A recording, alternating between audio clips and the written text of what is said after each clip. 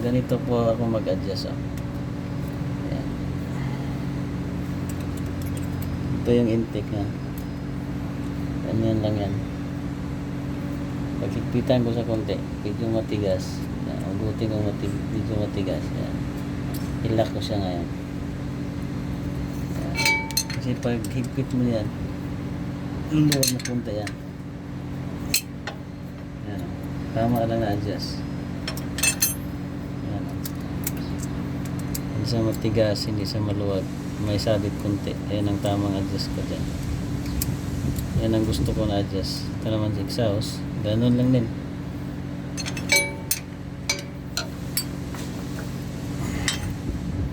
Ito lang ako mag-adjust ng valve. Ayan. Medyo matigas sa agutin. Ilak ko yan. Pag mailak ko na yan, ibig sabihin, luluwag konti yan. Ilak ko yung lock nut.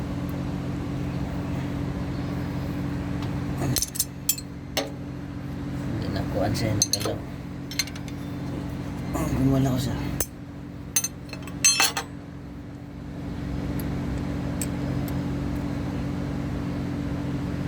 Yan. Ilak ko na to. Yung adjuster screw niya pag ilak na. Yan. Tama na yung adjust. Yan ang gusto kong adjust. May sabit na konti. Hindi din siya matigas, hindi maluwag. Yan. Check. Pantay na pantay.